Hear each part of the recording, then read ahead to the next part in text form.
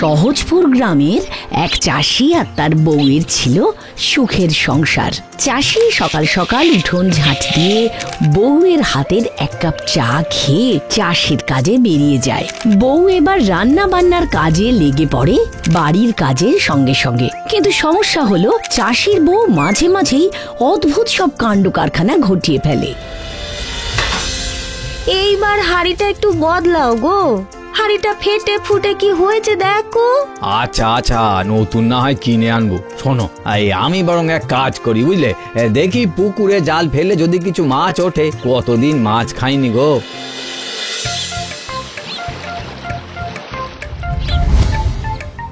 এই নাও, বুঝলে, আজ একটু জমিয়ে রান্না করো তো মাছটা। আচ্ছা, আমি এখন তবে জমিতে যাচ্ছি। হ্যাঁ, আর তুমি জানো আবার উল্টো পাল্টা কিছু করে বসো না। তুমি নিশ্চিন্তে যাও, আমি কিচ্ছুটি করবো না।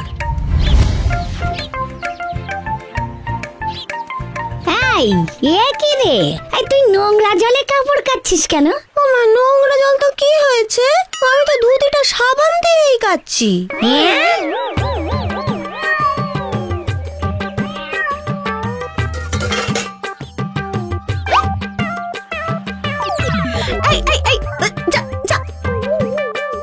আচ্ছা যাগে, খাওয়ার জিনিসই তো খাচ্ছে, যেভাবে খাচ্ছে দেখে মনে হচ্ছে মাছটা খুব ভালোই রেঁধেছি।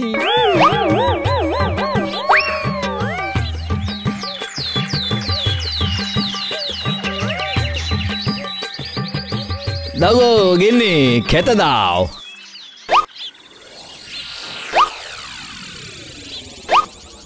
কি মাছ রাঁধুনি? রেঁধেছিলাম তো। তাহলে আমায় দিলে না যে? নেই তো, আর থাকলে কেন দেব না বলো? নেই মানে? আমি তো তোমার জন্যই রেখেছিলাম। ও মা, দেখি বিড়ালটা এসে দিব্যি আরাম করে সবটা চেটে পুটে খেলো। খাওয়ার জিনিস কেউ একজন খেলেই তো হলো, তাই না বলো? তোমায় নিয়ে যে কি করব আমি জানি না, এই ভাতটুকু যে জুটছে এই অনেক।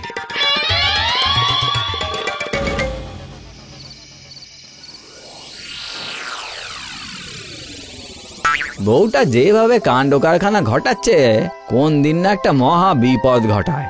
তার আগে আমার জমানো রূপোর টাকাগুলো সরিয়ে রাখতে হবে। ওইটুকু সম্বল যদি হারাই তবে তো একেবারে পথেই বসতে হবে। চাই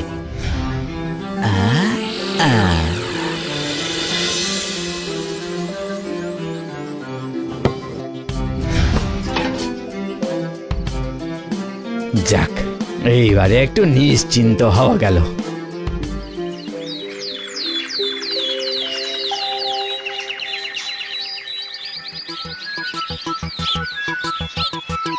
গেনে, আমি মাঠে গেলাম, ফিরতে দেরি হলে তুমি খেয়ে নিও বুঝলে।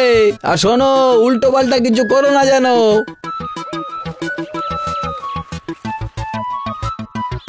পুরনো শাড়ি জামা দিয়ে হাঁড়ি কলসি বাসন নেবে নাকি?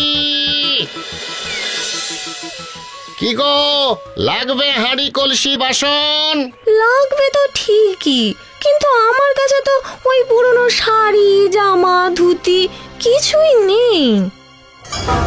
তবে ওই কিছু পুরনো চাকতি আছে বুঝলে, ব্যবহারে লাগে না বলে কাল আমার উনি ওই আম গাছের গোড়ায় পুঁতে রেখে এসেছে। যাও গিয়ে দেখো তো, ওইগুলো দিয়ে যদি একটা হাঁড়ি কলসি হয়।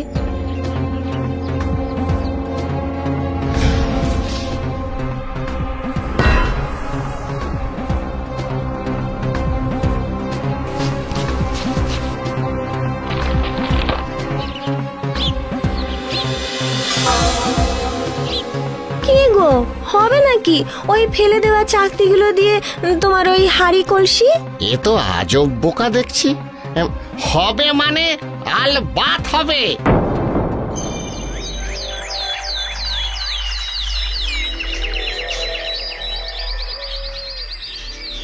যাই দেখি গিয়ে আবার, আজ না জানি কি কাণ্ড ঘটালো আমার বউটা।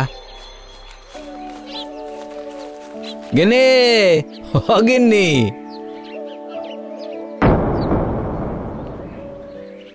এত হাঁড়ি কলসি বলি হাঁড়ি কলসি ব্যবসা শুরু করলে নাকি?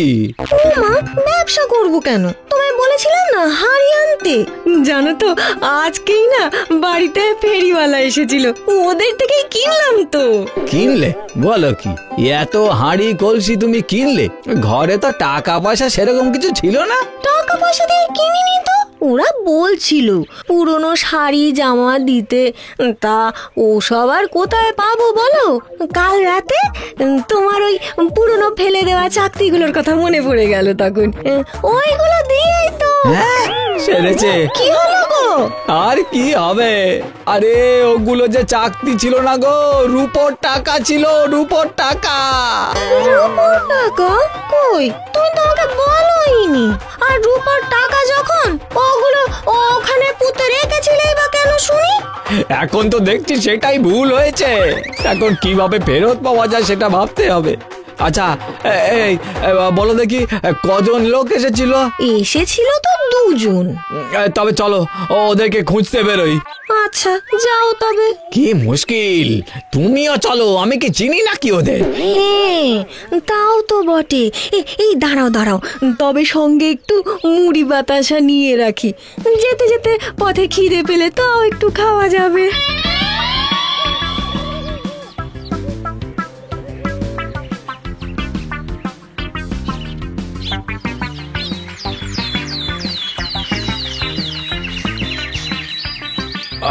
ও ভাই, ও ভাই, বলছি কাছে পিঠে দুজন ওই হাঁড়ি কলসি বিক্রি করার ফেরিওয়ালাকে দেখেছো?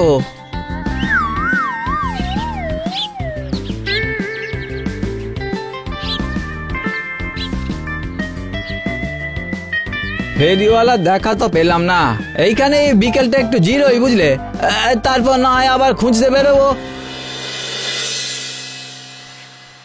একটু বাদেই তো ঘুম থেকে উঠে মুড়ি বাতাসার জল খেতে চাইবে। হ্যাঁ, এখনই বরং মুড়ি আর বাতাসা ওই পুকুরে ভিজিয়ে রাখি।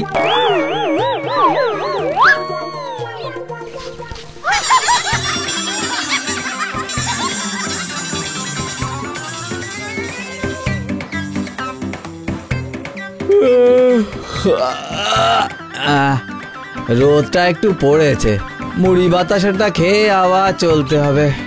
দাও তো গিন্নি, মুড়ি বাতাসাটা দাও, একটু খিদেও লেগেছে। তুমি বলার আগেই আমি পুকুরের জলে মুড়ি বাতাসা ভিজিয়ে রেখেছি, যাও গিয়ে খেয়ে নাও। হায় ভগবান, তোমাকে নিয়ে তো দেখছি সত্যি পারা যাবে না। তুমি এক কাজ করো, তুমি বরং ঘরে গিয়ে একটু বেশি করে মুড়ি বাতাসা নিয়ে এসো, আমি এখানেই আছি। তারপর না হয় জঙ্গল পেরিয়ে শহরের দিকে যাবো ওদের খোঁজ করতে। আচ্ছা। আর হ্যাঁ, আসার সময় পেছনের দরজাটা দেখে নিও ঠিক আছে কিনা।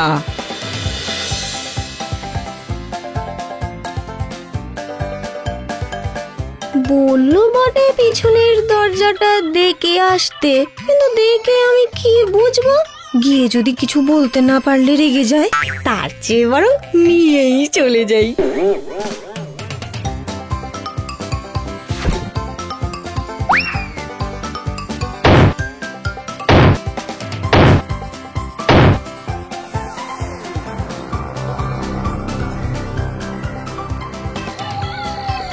হায় ভগবান, আরে তোমাকে তো দরজাটা বন্ধ আছে কিনা দেখে আসতে বললাম, তুমি সঙ্গে করে নিয়ে এলে।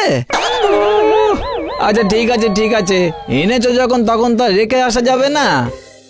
গেনে নিচে থাকাটা নিরাপদ নয় বুঝলে, ওই গাছটার উপরে রাতটা কাটাই।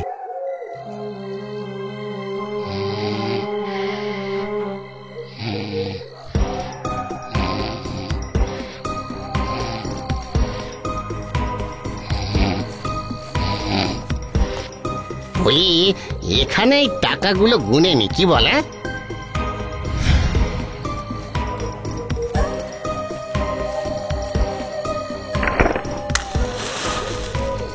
বুঝলি, আবার ওই চাষির বাড়িতে যেতে হবে। বউটা নিশ্চয়ই আবার অনেক রূপোর টাকার সন্ধান দেবে। কয়েকবার যদি এরকম পাওয়া যায় তাহলে আর ফেরিগিরি করতে হবে না, গ্রাম ছেড়ে শহরে গিয়ে ব্যবসা করবো। ওরে বাবা রে, দেখেছো তো, জঙ্গলে রাত বিরেতে এখন ভূতে ধরুক আর কি। বলছি যে এই গ্রামে থেকে গুনলে হতো না? না রে, যদি ধরা পড়ে যেতাম।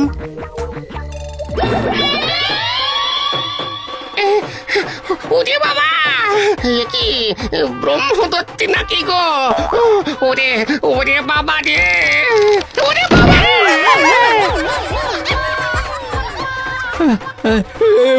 ভূত ভূত, বাঁচাও বাঁচাও, ভূত। ভূত নয় গো, নিচে তাকাও।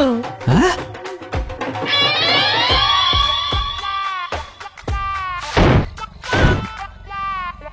আরে এ একদম কড়াই গন্ডায় মিলে গেছে গো।